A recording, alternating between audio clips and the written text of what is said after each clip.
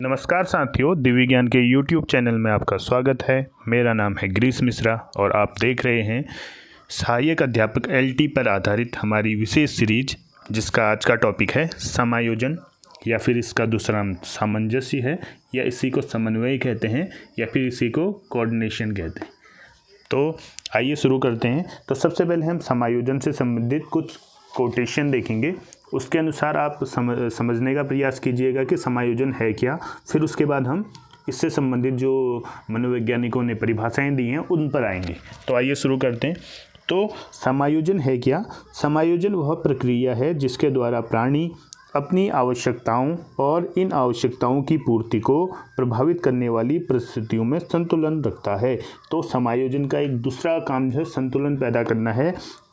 किनके प्रति? जो है आवश्यकताओं के प्रति, और आवश्यकताओं को प्रभावित करने वालों के प्रति एक सामंजस्य स्थापित करता है। उसी को संतुलन कहते हैं। तो इसी संतुलन का नाम समायोजन है। इसी प्रकार से आगे बढ़ते हैं। देखिए, एक कोटेशन यहाँ पर दिया गया है कि खुशी तब मिलेगी जब आप जो सोचते हैं, जो कहते हैं, जो करते हैं, सभी में सामंजस्य हो। तो आपको लग रहा होगा कि हमें खुशी कब मिलती है? जब हम जो सोचते हैं और जो कहते हैं और जो करते हैं सभी में कोऑर्डिनेशन आपस में बना हो, तो उसी को सामंजस्य कहते हैं। यानी अगर कोई कह रहा है कि हम सोचते कुछ और हैं, कहते कुछ और हैं और काम कुछ और करते हैं, तो अगर ऐसा बिल्कुल अलग अलग चीज़ें हैं तो उसमें हमें हैप्पीनेस, खुशी नहीं मिलती है। जबकि खुशी कब मिलती है? जब हम जो सोचते हैं, जो कहते हैं और जो करते हैं सभी में क्या हो? आपस में कोऑर्डिनेशन हो, सामंजस्य हो। इसी प्रकार आगे बढ़ते हैं।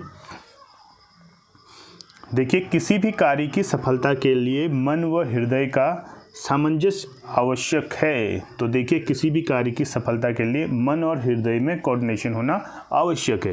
तो साथ में देखिए, श्रम व कर्म ही हमारे अंतिम संबल हैं। जब तक उनके फल को किसी भी तरह की सत्ता की प्रभुताई के बल पर कोई दूसरा गड़प करता रहेगा, तब तक समाज में स्थायी शांति या सामंजस्य नहीं आ सकता है। इसी प्रकार असमंजस में सामंजस्य, सामंजस्य में संशय, संशय पतन का द्वार, पतन तो रुतबा साफ। तो ये किसी जो है कवि ने कहा है कि असमंजस में सामंजस्य और सामंजस्य में संशय, संशय पतन का द्वार, पतन तो रुतबा साफ। तो कहने का मतलब है, ये जो कोटेशन है इनको बताने के पीछे कारण है कि आपके दिमाग में सामंजस्य है क्या, इससे संबंधित एक फ्रेमवर्क या फिर एक स्ट्रक्चर आपके दिमाग में आ जाए। आगे बढ़ते हैं। तो देखिए, इससे संबंधित एक सुंदर सी कविता की कुछ लाइन है, इन्हें मैं पढ़ रहा हूँ। नकारात्मक सोच वाले लोगों से खुद को दूर कर लिया, कुछ यूँ मैंने अपने विचारों को शुद्ध कर लिया। ईर्ष्या, द्वेष, जलन की भावना को दरकिनार कर दिया, कुछ यूँ मैंने अपने मन को शुद्ध कर लिया। पाने की लालसा नहीं, खोने का पछतावा नहीं किया, कुछ यूँ मैंने मस्तिष्क को शुद्ध कर लिया। प्रेम हो, सौहार्द हो, सद्भावना का विकास हो, दया, क्षमाशीलता का संचार हो, ऐसी कोशिशों की तरफ कदम उठा लिया, कुछ ऐसे मैंने जीवन को शुद्ध करने का प्रयत्न कर लिया। तो दोस्तों, जो इससे पहले हमने कोटेशन और कविता के माध्यम से आपको बताना चाहा, सामंजस्य है क्या, समायोजन है क्या। हम कुछ भी अपने जीवन में कुछ अपने जो है मन की इच्छा को रोककर या किसी की दूसरे की इच्छा को बढ़ाकर आपस में जो कोऑर्डिनेशन स्थापित करते हैं उसी को सामंजस्य कहते हैं। इसी प्रकार शिक्षा के क्षेत्र में हम सामंजस्य क्या कहेंगे? एक शिक्षक है और एक छात्र है, एक शिक्षक है, एक छात्र है, वो कैसे अधिगम को सही साबित करे या कैसे अधिगम की प्रक्रिया को सही डायरेक्शन में ले आए। तो उसके लिए वो क्योंकि अध्यापक का लेवल ऊपर होता है, बच्चे का नीचे होता है, तो अध्यापक को बच्चे के लेवल तक आना होता है, बच्चे को हल्का उठना पड़ता है। तो यही सामंजस्य आपस में स्थापित होता है और लर्निंग प्रोसेस में सहायक सिद्ध होता है। तो देखिए, इससे संबंधित कुछ परिभाषाएं हैं। अब हम मूल टॉपिक पर आते हैं अपने। स्किनर के अनुसार समायोजन एक अधिगम प्रक्रिया है। तो देखिए, अगर कोई व्यक्ति समायोजन कर रहा है, किसी व्यक्ति में समायोजन हो रहा है, इसका मतलब वो क्या कर रहा है? लर्निंग कर रहा है। अगर आप देखोगे किसी व्यक्ति का जीवन अगर समायोजित है, इसका मतलब वो लगातार अपने जीवन में अधिगम करता रहता है। अगली परिभाषा है कोलमेन। कोलमेन कहते हैं कि समायोजन अपनी आवश्यकताओं को पूरा करने तथा दबावों से निपटने के लिए किए गए प्रयासों का परिणाम है। तो क्या कहता है, आवश्यकताओं को पूरा करने, दबावों से निपटने और किए गए प्रयासों का परिणाम है। इसी प्रकार स्मिथ क्या कहते हैं, देखिए स्मिथ कहते हैं कि अच्छा समायोजन वह है जो यथार्थ पर आधारित तथा संतोष देने वाला होता है, उसी को अच्छा समायोजन कहते हैं। अब देखो समायोजन भी दो टाइप का होता है, पहला एक अच्छा समायोजन है और दूसरा होगा एक जो है आपका अच्छा जो खराब समायोजन है। खराब समायोजन में जो है निगेटिविटी ज़्यादा आएगी और अच्छे समायोजन में क्या आएगी, जो है वो संतोष देने वाला होगा। इसी प्रकार आगे बढ़ते हैं। बेरिंग एवं लैंगफील्ड के अनुसार समायोजन क्या है, समायोजन वह प्रक्रिया है जिसमें व्यक्ति अपनी आवश्यकताओं को पूरा करने वाली परिस्थितियों में उचित तालमेल स्थापित करता है। इसी प्रकार अगली परिभाषा है गेट्स की है। वो कहते हैं कि समायोजन क्या है, एक सतत प्रक्रिया है, एक सतत प्रक्रिया है जिसमें व्यक्ति वातावरण में उचित तालमेल स्थापित करने के लिए अपने व्यवहार में परिवर्तन करता चला जाता है। तो व्यवहार में परिवर्तन क्या है, सीखना, और सीखने को ही स्किनर ने क्या कहा, वो क्या है, समायोजन है। इसी प्रकार आगे बढ़ते हैं। अब देखिए सामंजस्य, समन्वय, कोऑर्डिनेशन। तो आसान भाषा में अब हम कह सकते हैं वातावरण के साथ उचित तालमेल को ही हम सामंजस्य कहते हैं या समायोजन कहते हैं। तो ये सामंजस्य किसका होता है, ये समायोजन होता है आपका व्यक्ति का किसके साथ होता है, वातावरण के साथ होता है। अगर व्यक्ति वातावरण के साथ उचित तालमेल बैठा लेता है, कोऑर्डिनेशन बैठा लेता है, तो उसी को हम क्या कहते हैं, सामंजस्य कहते हैं। तो सामंजस्य उसे कहते हैं। तो अगर व्यक्ति क्या कर रहा है, अधिगम कर रहा है, और अधिगम कैसे कर रहा है, वातावरण को एडॉप्ट करके उसके साथ कोऑर्डिनेशन बना के कर रहा है, तो उसी को हम सामंजस्य कहेंगे। तो अभी हमने पढ़ा था इससे पहले कि सामंजस्य क्या है, सामंजस्य अधिगम की एक प्रक्रिया है। गेट्स ने भी कहा था कि समायोजन एक सतत प्रक्रिया है जिससे व्यक्ति वातावरण से उचित तालमेल स्थापित करने के लिए अपने व्यवहार में परिवर्तन करता है। मुने और रिले क्या कहते हैं, सामंजस्य किसी सामान्य उद्देश्य की पूर्ति हेतु क्रियाओं में एकता लाने के सामूहिक प्रयत्नों का व्यवस्थापूर्ण प्रबंधन है। कौन, सामंजस्य। आगे बढ़ते हैं। समायोजन युक्तियाँ क्या होती हैं। तो समायोजन युक्तियाँ क्या होती हैं, इसकी 3 प्रकार से युक्तियाँ हैं। एक अप्रत्यक्ष युक्ति है, एक प्रत्यक्ष युक्ति है, एक क्षतिपूरक युक्ति है। तो सबसे पहले देखते हैं अप्रत्यक्ष युक्ति में क्या क्या आता है। इसमें आता है आपका समस्या दूर करना, मार्ग को दूर करना, यानी मार्ग का मतलब जो समायोजन में जो चीज़ें अवरोध उत्पन्न करती हैं उससे संबंधित जो मार्ग है उनको दूर करना, विश्लेषण व निर्णय करना, ये अप्रत्यक्ष युक्ति के अंदर आते हैं। क्षतिपूरक युक्ति के अंदर 2 विधियां हैं, प्रत्यक्ष युक्ति और अप्रत्यक्ष युक्ति है। इसी प्रकार प्रत्यक्ष युक्ति के अंतर्गत आता है इच्छाओं का दमन, स्थान परिवर्तन, पृथक्करण, दीवा स्वप्न और विपरीत मनोदशा। तो कहने का सही है समायोजन युक्तियाँ 3 प्रकार से होती हैं, अप्रत्यक्ष, क्षतिपूरक और प्रत्यक्ष। तो ये आपने ज़्यादा ध्यान रखना है, एग्जाम में आ सकता है कि समायोजन युक्तियाँ कितने प्रकार की होती है। तो 3 प्रकार की होती हैं, अप्रत्यक्ष, प्रत्यक्ष और क्षतिपूरक। ठीक, आगे बढ़ते हैं। विद्यालयी शिक्षा में समन्वय का क्या क्षेत्र है, या समायोजन का जो है क्या कार्य हो सकता है विद्यालय के शिक्षा में। तो सबसे ज़्यादा जो है आपको पता है समन्वय समाज में ही होता है। समाज का सबसे लघु रूप जो है हम बोलते हैं परिवार, और परिवार से थोड़ा ऊपर अगर आप आएंगे तो समाज का जो उससे बड़ा रूप होता है एक प्रकार से विद्यालय होता है, क्योंकि विद्यालय में सभी जो है समुदाय के लोग रहते हैं, अलग अलग जो है समुदाय से आते हैं, जाति, धर्म, वर्ग, क्षेत्र सभी से आते हैं। तो एक प्रकार समाज का वहाँ पर आपको लघु रूप देखने को मिलेगा। तो उसमें क्या जो है उसमें क्षेत्र हो सकते हैं विद्यालय शिक्षा के क्षेत्र में, उसे हम देख रहे हैं। तो पहला इसमें पाठ्य सहगामी क्रियाओं में समन्वय, जो आपके को करिकुलम एक्टिविटीज़ होते हैं उनमें किस प्रकार से समन्वय स्थापित करना है, इसके द्वारा आप पता चलता है। पाठ्यक्रम संबंधी क्रियाओं में समन्वय, तो पाठ्यक्रम संबंधी तो पाठ्य सहगामी होगी, और एक पाठ्यक्रम संबंधी तो पाठ्यक्रम में किस प्रकार से आपके चैप्टर्स होते हैं, उसमें क्या क्या क्रियाकलाप होती हैं, उनमें कैसे आपस में कोऑर्डिनेशन बैठाए, इसके अंतर्गत आता है।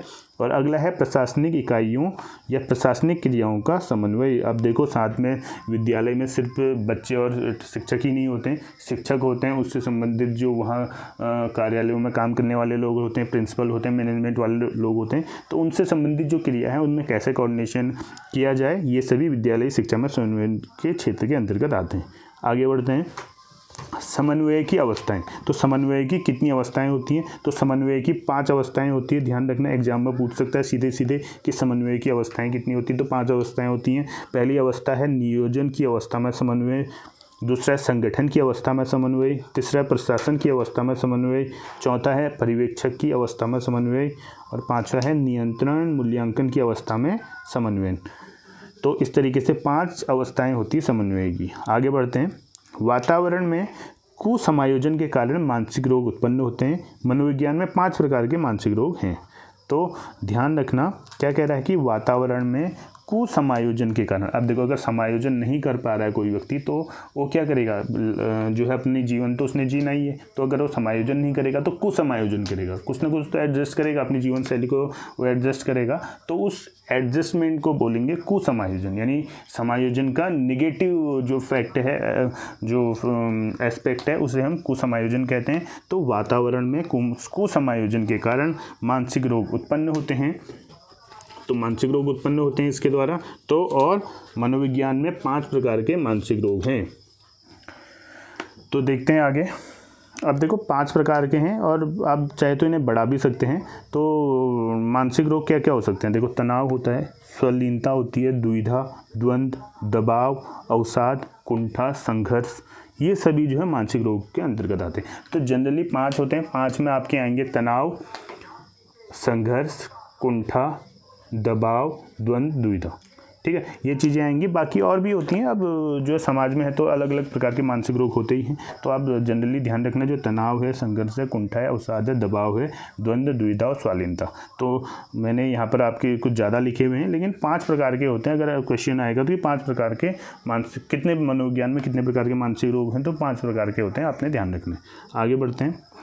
समन्वय के सिद्धांत। तो समन्वय या फिर कोऑर्डिनेशन या फिर हम कह रहे हैं कि समायोजन के सिद्धांत क्या क्या होते हैं। तो पहला सिद्धांत है इसका प्रत्यक्ष संपर्क, दूसरा सिद्धांत है प्रारंभिक स्थिति में समन्वय, अगला है पारस्परिक संबंध, निरंतरता, गतिशीलता, आत्म समन्वय और समय सिद्धांत। तो ये कुछ समन्वय के सिद्धांत हैं। आगे बढ़ते हैं। अब इससे संबंधित कुछ प्रश्न हैं, इन प्रश्नों को देखते हैं। समायोजन से तात्पर्य स्वयं का विभिन्न परिस्थितियों में अनुकूलन करना है ताकि किस चीज़ को संतुष्ट किया जा सके। तो क्या है प्रश्न? समायोजन से तात्पर्य स्वयं का विभिन्न परिस्थितियों में अनुकूलन करना है ताकि संतुष्ट किया जा सके। तो किसको संतुष्ट किया जा सके? देखो, सिंपल सी बात है, दूसरों को संतुष्ट करना है, उद्देश्यों को संतुष्ट करना है, प्रेरकों को संतुष्ट करना है या आवश्यकताओं को संतुष्ट करना है। तो समायोजन दूसरों को संतुष्ट नहीं करता है, दूसरों के लिए नहीं होता समायोजन, उद्देश्यों के लिए भी नहीं होता है, प्रेरकों जो मोटिवेटर होता है उनके लिए भी नहीं होता है, वो होता है आवश्यकताओं को संतुष्ट करता है, यानी जो हमारी आवश्यकताएं हैं उनको संतुष्ट करता है समायोजन। तो ये चीज़ ध्यान रखना, समायोजन व्यक्ति खुद करता है, वातावरण के साथ करता है। और खुद करने का मतलब अपनी आवश्यकताओं को समायोजित करता है। मान लो आपको जो है आपकी आवश्यकता जो है 5 रोटी आपने खाना है, तो आप उस 5 रोटी को कमाने के लिए आप एफर्ट करेंगे, वातावरण के साथ जो अफेक्ट करेंगे, तो वो आपकी आवश्यकता है, उसी के लिए आप एफर्ट करेंगे, या उसी के लिए आप क्या करेंगे, कोऑर्डिनेशन करेंगे एनवायरनमेंट के साथ, उससे संबंधित काम करेंगे। तो कहने का आशय है, जो समायोजन से तात्पर्य स्वयं का विभिन्न परिस्थितियों में अनुकूलन करना है ताकि संतुष्ट किया जा सके, तो आवश्यकताओं को संतुष्ट किया जाता है। इसी प्रकार निम्न में से असत्य कथन को छानना है, हमने असत्य जो है उसे छानना है। समायोजित व्यक्ति अपनी इच्छाइयों और कमियों को भली भांति जानता है। तो सिंपल पॉजिटिव है, हमने जो है ये सही होगा आपका। समायोजित व्यक्ति क्या करता है? अपनी इच्छाइयों और कमियों को भली भांति जानता है, सही बात है।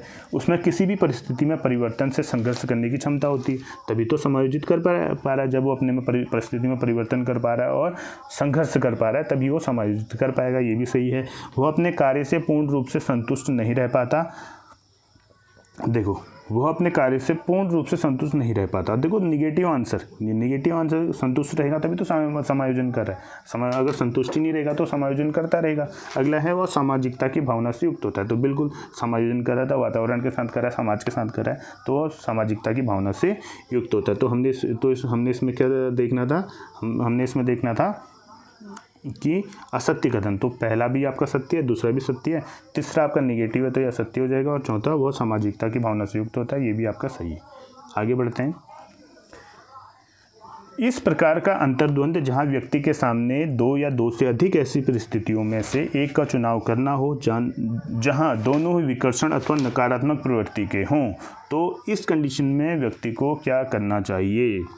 तो देखिए, बहुत से बार हमारे सामने ऐसे जो है हमारी परिस्थितियाँ उत्पन्न हो जाती हैं जिसमें आपको पता होता है कि दोनों सही हैं, उनमें से एक को चुनना है, या फिर दोनों गलत हैं, उनमें से भी एक को चुनना है। जैसे हम बोलते हैं ना आमतौर पर कि चुनाव होते हैं तो चुनाव में दो कैंडिडेट जब खड़े होते हैं, आपको पता है कि दोनों जो है भ्रष्ट हैं, लेकिन आपने वोट देना है। अब तो चलो नोटा का ऑप्शन आ गया है, पहले नोटा का ऑप्शन नहीं था, तो आपने उन दोनों में से किसी एक को चुनना है। अब वो आप ऐसा तो नहीं करेंगे कि वोट नहीं देते हैं, चलो छोड़ देते हैं, दोनों भ्रष्ट हैं, तो आपने क्या करना होता है, उन दोनों में से जो दोनों सही हैं उनमें से कौन ज़्यादा सही है उसकी ओर जाना होता है, और दोनों अगर व्यक्ति निगेटिव हैं यानी बिल्कुल भ्रष्ट हैं, उनमें से कौन ज़्यादा कम भ्रष्ट है उसकी ओर जाना होता है। तो इसी प्रकार हमने इस प्रश्न में इसी तरीके से देखना है कि इस प्रकार का अंतर्द्वंद जहाँ व्यक्ति के सामने दो या दो से अधिक ऐसी परिस्थितियों में से एक का चुनाव करना हो जहाँ दोनों ही विकर्षण अथवा नकारात्मक प्रकृति के हों, तो उनमें से एक का चयन करना है।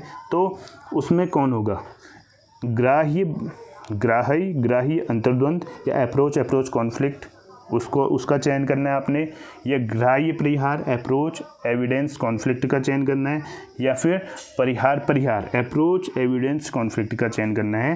तो इसका सही आंसर होगा आपका परिहार, यानी कि कह सकते हैं इसे अप्रोच एविडेंस कॉन्फ्लिक्ट, यानी कि नकारात्मक में भी जो नकारात्मक है तो परिहार, नकारात्मक में भी नकारात्मक है, वो जो है जो कौन ज़्यादा नकारात्मक है उसकी ओर जाएंगे, तो इसका सही आंसर होगा परिहार।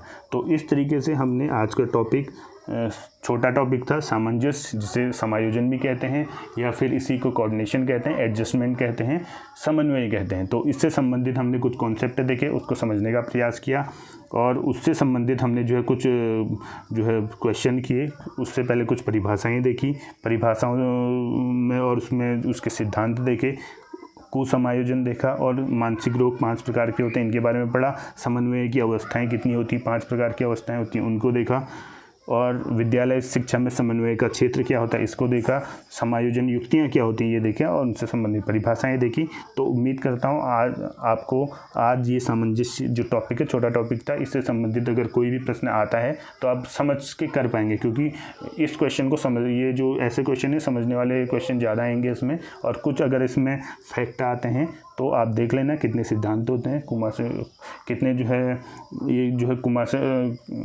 समायोजन और कुसमायोजन क्या होता है इससे संबंधित आ सकता है। तो फैक्ट पर आधारित कम और अंडरस्टैंडिंग लेवल पर ज़्यादा आएंगे, तो आप ध्यान रखिएगा, इसके नोट्स बना सकते हैं आप। बाकी ऐसे ही वीडियो के लिए आप देखते रहिए हमारी सीरीज़। तब तक के लिए धन्यवाद।